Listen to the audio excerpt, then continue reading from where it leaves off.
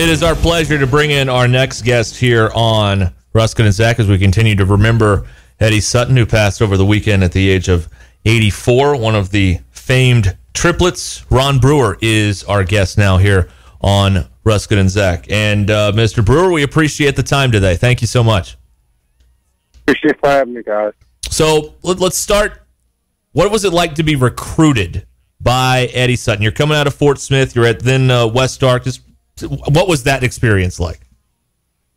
It was fantastic, but you know what? There's a lot of things that only the immediate coaching staff knew about. So going through the process of recruiting me from Westark. I had played 1 year there. We got beat in the finals. I feel as though I accomplished everything I've accomplished at the junior college level.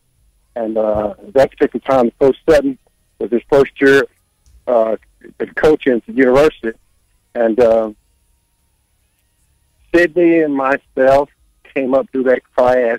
And one of the things that was said was Marvin and Jimmy Council was already there.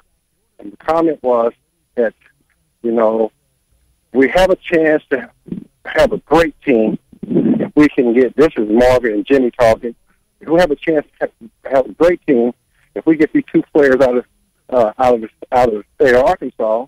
I already had Marvin. Jimmy was from Memphis. And at that time, Sidney was a senior coming out of Hall High, and I was a freshman coming out of Westark. And he said, if we get those two guys right there, I think we will pretty much be on our way. And so I lacked completing my 24 hours. Actually, it was 30 hours that I needed to have. Well, actually, it was 24 hours I needed to have. And I was lacking. And so Coach Sutton and the coaching staff was looking at it as though, you know, for you to be able to come to University of Arkansas, you have to go to summer school. And I went to summer school. But before I went to summer school, I came to University of Arkansas, and they were just now building, at that time, Coach McDonald's outdoor track. And so I had no skill whatsoever for laying down the track, so I was pretty much carrying the tool kit. You know what I'm saying? So I had to work for about 6, 8 weeks, you know what I'm saying, to get my money together to go to summer school. And where I went to summer school, everybody was saying, of all places, how could you go Twin Falls, Idaho? College of Idaho. Well, didn't know at the time that's where Coach Sutton had coached junior college and won a national junior college championship. And so he called the president of the university, told them that I needed a favor. He says, there's a young kid that I'm sending up there, you know, that he needs to go to summer school and he has to pass a certain amount of courses to be able to get qualified to play for the University of Arkansas. And those hours I need to pass was 3 major courses, which was 9 hours. And I say this because Coach Sutton and Abe Lemon had this roast, and the comment that was actually made was, now I'll get back to that in just a second, that I had to pass 9 hours to be eligible to play or test for the University of Arkansas. So I went to Twin Falls, Idaho. Only black person probably in the whole town.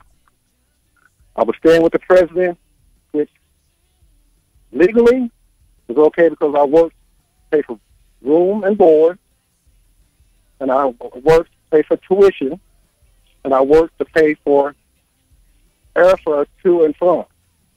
And at the time, I wasn't thinking nothing about it, you know, but I was pretty much, and the coaches were pretty much covering their tracks to make sure that if somebody reported me going from Westark to the University of Arkansas, realizing that I didn't meet the grade qualification, well, how did that happen? What made him decide to go to Twin Falls, Idaho? So getting back to Abe Lemons and Coach Sutton, Abe Lemons got up there and talked. He said, you know what, Coach? I've never known of anybody who goes to summer school and pass 9 hours of A and be able to qualify to be able to be said, shoot. Normally, you pass 9 hours of A, you'd have got your master. so the story was that 9 hours of A got me eligible to play from the University of Arkansas to transfer. And he said, there's not three students out there that I know that could pass 9 hours of A.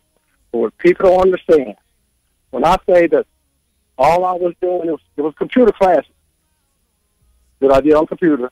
And the way it was scheduled for me to do a test a day. Well, again, I'm the only black person in that town. I'm staying with the president of the university. And all I did was test, and test. And when I took my break, I was in the gym shooting jumpers. So when I was actually done with my classes, I got them done in four and a half weeks because I was doing 3 or 4 tests a day. That included all 3 courses. And so when the 4 weeks was over with, first thing I said to coach, I'm tired, I'm homesick, and I'm ready to come home. First thing he responded back, there's no way that you come home in 4 weeks. What do you think people out here are going to say? It's a 6-week course. If you come back in 4 weeks, they're going to say that we did something wrong. He said, so for the next 2 weeks, I stayed up in College of Idaho, Twin Falls, shooting jumpers. And so when I got back to Arkansas, when I got back to film, I said, I told Coach Sutton, I really appreciate it. He said, but next time something like this ever happens, please send me somewhere close to home, and also send me somewhere where there's some black people. Hey, we've talked to like Scott Hastings, Joe Klein, and the affection that they have and that you guys had for Coach Sutton. I mean, he was really sort of a father figure for you guys, and it extended beyond the basketball court. What was that relationship, your relationship with him, like away from the court? It was outstanding because I look back upon it right now, and I think a lot of people, some of my teammates, during the particular time, I wasn't the bad apple, but in a sense, it made Coach Sutton look at it as though this guy right here is causing more turmoil than any player I ever had during my from 75 to 78, and it was because one, I was only 45 minutes from home, and when I say 45 minutes from home is if things didn't go well for me at the university, I jump in my car and I go straight to the house. Well, he kept saying to me, he said, you can't do that, Ron. He said, because there's class from Monday to Friday. He said, you need to go home on Wednesday, and you forget about Thursday and Friday. And I kept saying, well, Coach, I'm homesick. He said, well, I got to keep you up here. And so when I say it was like a father figure, it's because my buddy at the time, coaching-wise, was the coaching staff. But we didn't have no black coaches except one. I'll never forget this. And he was the black coach was in football. And so when I left to go home, one weekend on a Thursday, they sent him down there to get me and told him whatever we need to do to get Ron back up on campus, you do that. He said, because we got to get him back up on campus. So if he's not up on campus and he's out of school, he's not going to be able to play. And so he came down, Fort Smith, knocked on the door. My mom answered the door, and she said, "May I help you?" He says, "I know Ron's here. And I don't know what's going on between him and the coaching staff." He said, "But we got to get him back to film." He said, "Because whatever the problem is, we're going to handle that when we get back to film. But he's got to get back up on campus." And I share that because the caring of me as a person and as a basketball player meant a lot, and didn't realize that until after I left and went to the pros, that he understood what he had as a basketball player, but what he also had noticed was he wanted to also make a major impact and a difference in my personal life. And he did that. And didn't realize that until I left. Without him, the growth and the experience would have been null and void. So I give a lot of credit to him, more so than allowing me as a person to grow up, to be who I am. And when I say become my second dad, you know, it was just that feeling I had, you know, when he would take time out and nurture me. No, it's a story that we've heard a lot with his former players. We're talking with Ron Brewer here on Ruskin and Zach. I've also heard that there was no doubt in a late game situation that the ultimate confidence was there. Well, we didn't realize what we had because we did it every day in practice. We practiced it. We had 2.5 hour practice, and we couldn't wait to play the game because the wars that we had was in practice. And when I say wars, I'm talking amongst one another. So we took it out on our opponents, but we were prepared for that. It made the job easy, and that's because of what we did in practice.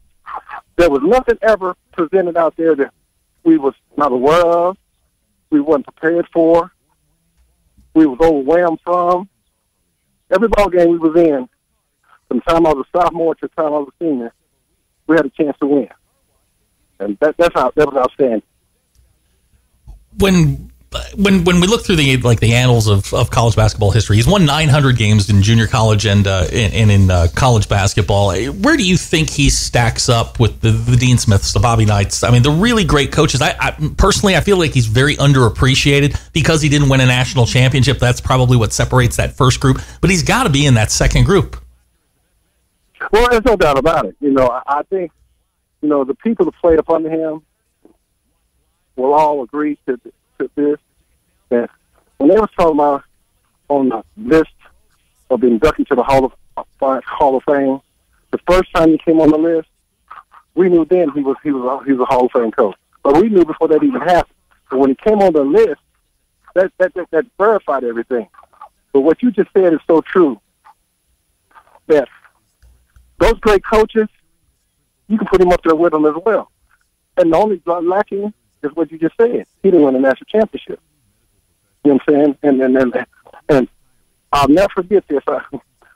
Someone said to him about how great he did in coaching during that particular stretch. And he said that they admired some of the things he had done. And he come back with, if you'd have had 3 pros on your team, you'd have been successful as well. And I didn't think nothing about it at the time. You know, because Sidney went to the pros, I went to the pros, and Marvin could have went to the pros. And so with those 3 guys on the team, you know, they were pretty much saying 2 guys were pros, which made Coach Sutton's job very, very easy. And what he basically did was put us in the system to succeed, and that's what happened. Yeah. Ron Brewer, our guest here on Ruskin and Zach. Thanks so much for the time today. We appreciate it. Appreciate you. Thank you so much. All right. Ron Brewer and all our guests join us here on the Williams Tractor Hotline on Ruskin and Zach. Again, remembering Eddie Sutton, who passed away over the holiday weekend at the